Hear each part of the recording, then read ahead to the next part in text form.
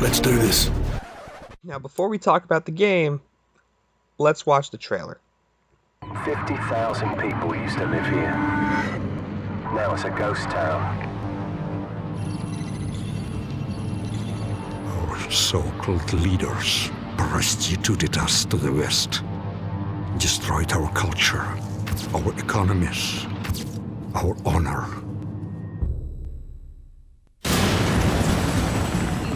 U.S. Marines stationed on high alert were given the order to invade the small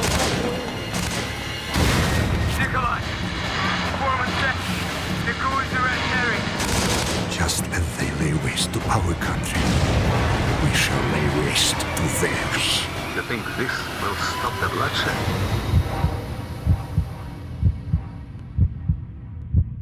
Вы все равно скоро сдохнете.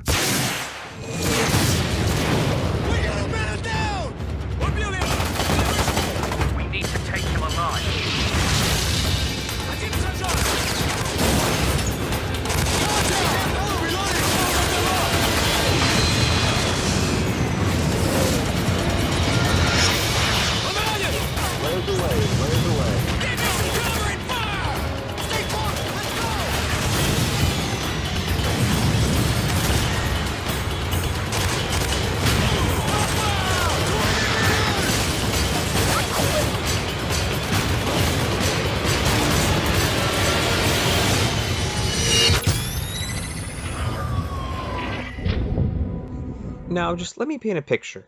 In 2007, I personally was only 8 years old, and my brother bought a PlayStation 3 at, well, full price. His first game was a little shooter, you may have heard of it, called Call of Duty 4 Modern Warfare. I personally didn't play and finish it until after Modern Warfare 2 came out. I eventually played Modern Warfare 1 on another brother's Xbox 360, actually. And before Modern Warfare 3 released, Toys R Us had a sale where every copy of the first Modern Warfare was only $10 brand new. So, just buying my PS3 and needing a game to play, of course I spent the $10. Before 2007, Call of Duty was predominantly known for T-rated World War II shooters, my personal favorite being 2. But Infinity Ward wanted to up the ante and work on a new style of game. Experience the horrors of war. And instead of being a nameless, voiceless soldier, you're a named, voiceless war hero. Kind of. The game is structured around 3 acts, a prologue, and an epilogue. And it's also structured around 2 campaigns. You follow Private Soap McTavish of the SAS and a member of the U.S. Marine Corps, Sergeant Paul Jackson. But before I talk about the gameplay, let's break down each level. Spoilers ahead for a 12-year-old video game.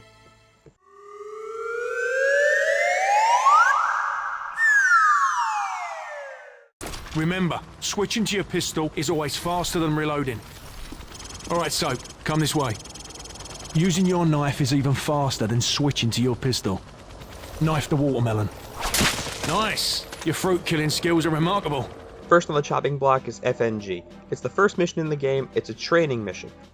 But it's probably the most fun in the game. Reason being, you have the obstacle course to run through. And you can do that in a matter of seconds. Infinity Ward's best time is like 15 seconds, I've done it in 12, it's fantastic, I love it.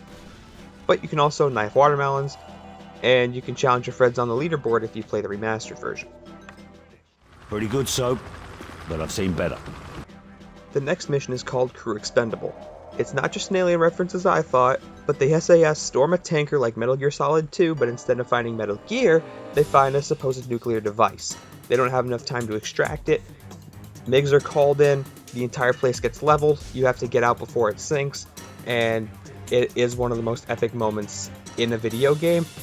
But at the same time, it's awfully scripted. You make one mistake, you're dead. But I guess that makes sense if you're trying to escape a sinking ship. Gotcha! We're all aboard! Go! Roger that, we're out of here. Faceplate, this is Big Bird. Package secured, returning to base. Out. The next mission is called The Coup, if you could call it a mission. It's basically the, what do you call those? I don't know. Interactive credits? Is that... Okay, yeah, we're going with that. Interactive credits. You sit in the back of a car, you don't have legs, and you sit and wait and you die at the hands of a man named Khaled al-Assad. You find out later that you played as a democratically elected president. Captain Price, al-Assad just executed President al-Falani on national television. The Americans have plans for al-Assad, and it's too late to do anything for al-Falani. But in less than 3 hours, codename Nikolai will be executed. Nikolai, sir? Nikolai is our informant in the ultra-nationalist camp. Next up is Blackout. In this mission, the SAS informant Nikolai has been found out and is scheduled for execution in 3 hours. With the help of government loyalists led by Sergeant Kamarov, you take him back and Gaz does this. We are sure to be victorious. Captain Price. Enough sniping! Where is the informant? Where is he? The next mission is called Charlie Don't Surf. Now this is the first mission you'll play as the US Marines. Sergeant Paul Jackson is ready to go. He's in a helicopter. Things are going down. There's just lots of explosions. And then you storm a TV station. He's not there. Intel was bad.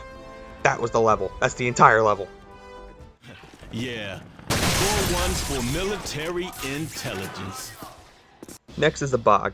Jackson and company have been reassigned to help save a tank squadron. It's only one tank, and it's codenamed Warpig.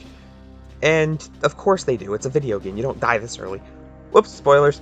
I understand it's supposed to be all-out war, but this level seems like total bullshit.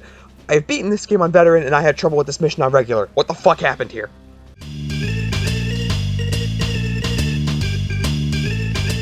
The next mission is called The Hunted. The SAS team you were playing as before, their helicopter's been shot down with Nikolai inside it. You're trapped behind enemy lines, and your main mission is to escape. You have to get out alive. And as the mission says, you are now the Hunted. It doesn't look like they know where we are. Let's keep it that way. The next mission is Death from Above. Our AC-130 is in the air. Just give your SAS troops their support. Copy. You are cleared to engage the moving vehicle and any personnel around you see. Affirmative. Crew, you are cleared to engage, but do not fire on the church. Hot damn! Direct hit. The next mission you're back is the Marines. And this mission is called Warpig, just like the tank. The tank you saved as these guys before, just get it to point B. That's the entire mission. Get it down the street. Should make visual contact shortly with second platoon. Private! Come on, let's go! Shock and Awe. This is technically the last level in Act 1. And you can tell because Shock and Awe. So this is the last push the Marine Corps has against al-Assad in his supposed location. You take control of a grenade launcher and a helicopter and you save Sergeant Griggs. This is the first time you'll see Griggs. He'll come back later, trust me. Al-Assad has nuclear weapons and you're advised to evacuate. One of your helicopters goes down, you play the hero and you try to save the pilot.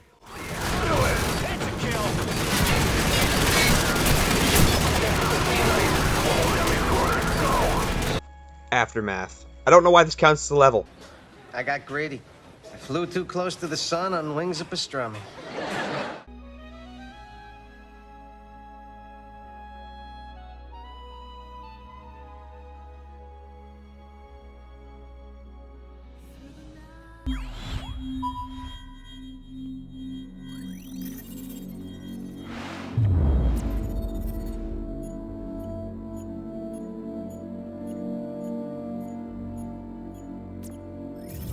Safe house. So, due to Nikolai's intel, the SAS forces know exactly where al-Assad is at this exact time and they make a midnight push with government backup.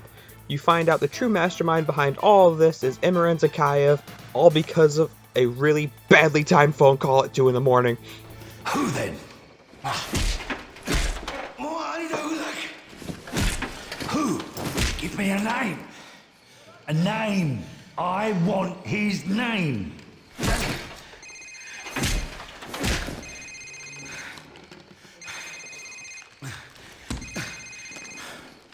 Sir, it's his cell phone.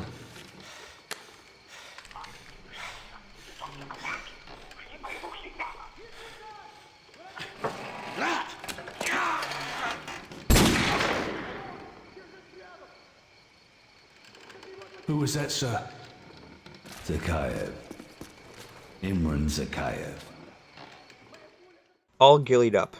Captain Price takes a trip down memory lane to a stealth mission? If you play it correctly.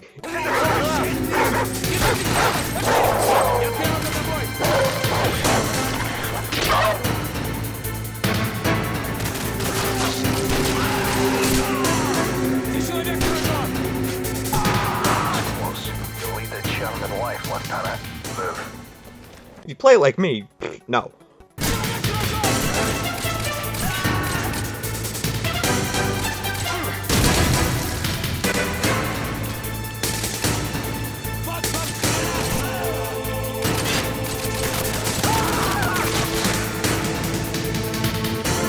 The word stealth doesn't mean anything to you, does it? One shot, one kill, and all gillied up story is it's 1996. Captain Price is sent with Captain Macmillan to go assassinate Imran Zakhaev in Chernobyl. You know, cash for spent fuel rods exactly as Price says. Bad guys, bad guys, bad guys all over the place. They want their nuclear weapons. They're gonna go to Chernobyl. That's what happens. So, you go there, you shoot him, and you have to pick up Macmillan because he's got his leg cut off by a helicopter blade, or at least that's what it looks like, or he's just really badly hurt and he doesn't convey it well.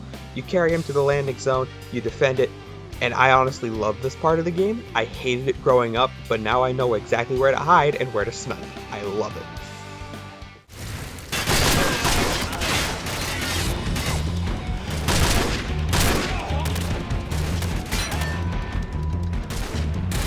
Gotta get neutralized.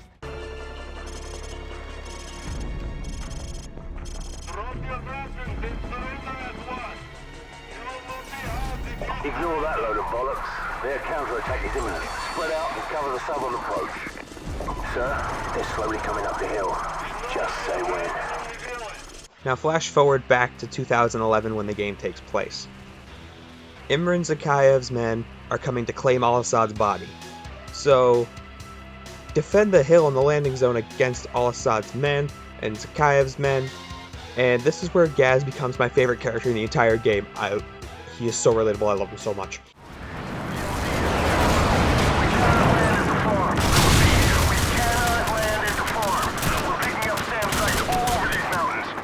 Oh, that's just great! Now where are they gonna land now? Bravo 6, we're getting a lot of enemy radar signatures. Try to land closer to the farm. Lockout, over. Oh, he's got to be taking a piss! We've just busted our asses to get to this LZ, and now they want us to go all the way back down! And the US Marines come in to save the SAS.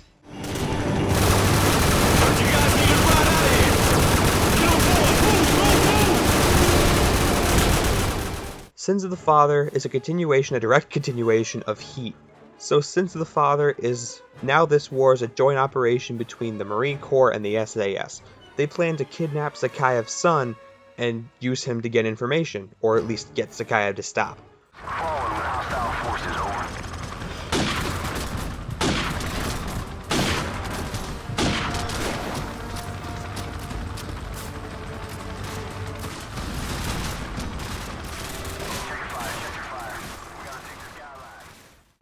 So this doesn't work, but the level is definitely worth playing over and over again just because it's so much fun.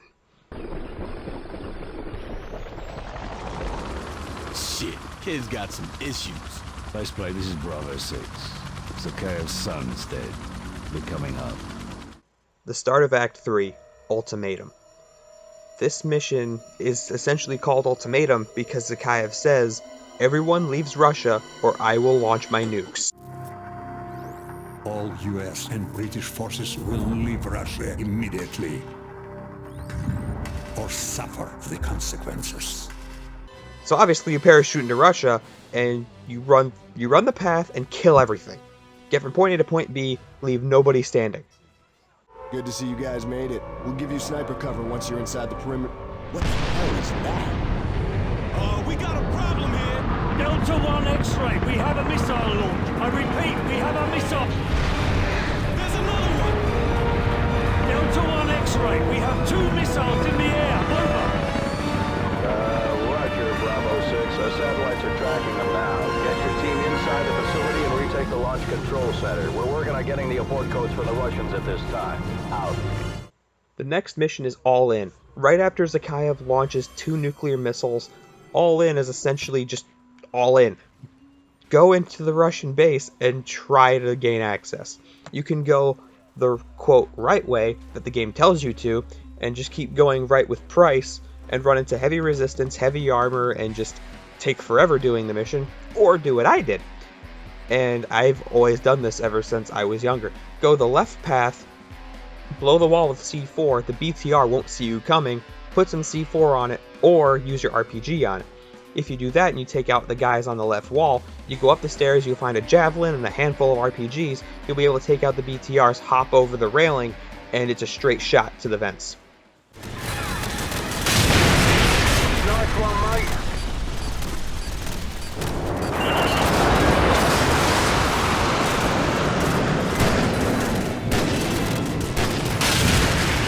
Nice work, son. Good shot. No fighting in the war room. This mission is epic. I love this mission. The alarm's blaring, the timer's different on every difficulty. You get 15 minutes on recruit, and I believe you get 7 on veteran. It's awesome. And of course, since you have different amounts of time, different difficulties, the intensity ramps up, and I love it. Essentially, you breach the war room, you upload the abort codes, and you chase Zakayev out. I honestly feel this is the best penultimate mission that I've played in a video game. I could be very wrong. I feel like I've been fumbling over my words here. And that's just because if this mission was a dog, it's so majestic, so much fun, that it would be a new feat. I mean, there's also a reason here why I paired this up with Showtime for Metal Gear Solid Portable Ops. It fits it perfectly. Come on.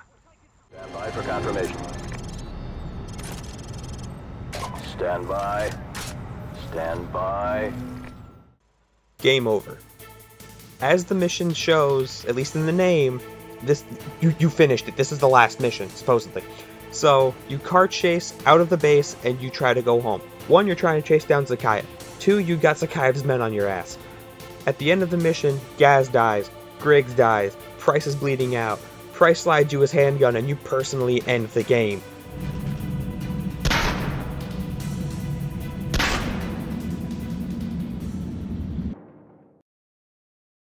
We're going deep and we're going hard. Surely you can't be serious. I'm serious. And don't call me Shirley. Mile High Club is a really cool bonus for beating the game. Yeah, it can be really annoying and difficult on veteran. I had to beat it twice because my game glitched and I didn't get a fucking trophy. But it was still fun.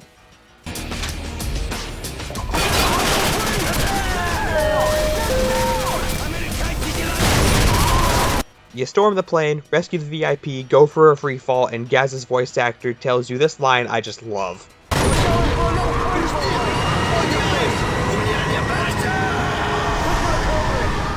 The cast of characters in this game, I honestly think, is just great. 1, you have John Price, captain of the SAS Bravo team, and your leader when you play as Soap.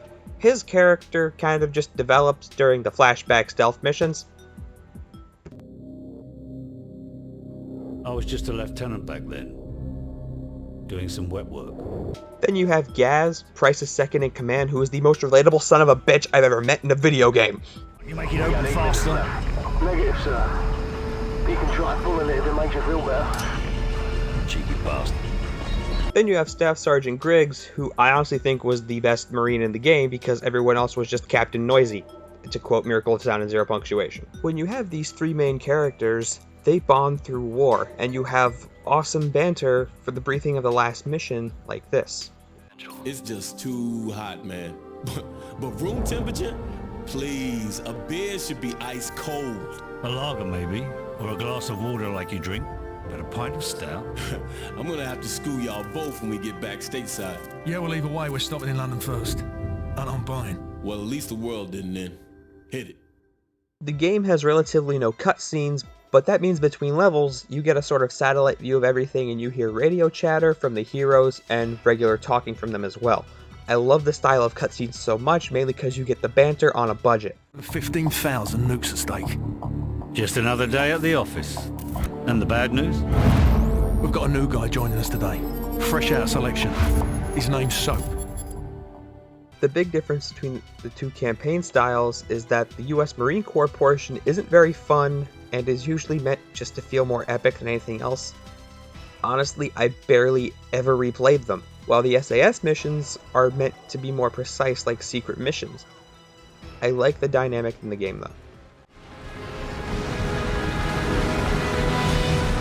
Weapons free. Looking back and playing the PS3 version, this game isn't as cinematic as the later Call of Duty games in the series, and I do appreciate that. Instead of Soap crouching and looking at his hands after he was just shot or flashbanged or something, the game slows down a bit and you just keep going. They focused on gameplay more here than anything else. It's about to collapse! Get your ass! The PlayStation 3 servers for this game are totally barren. It's dead and it makes sense. This game is 12 years old and it's on a last generation console. I tried playing multiplayer and as you can see, I got abso-goddamn-lutely nowhere.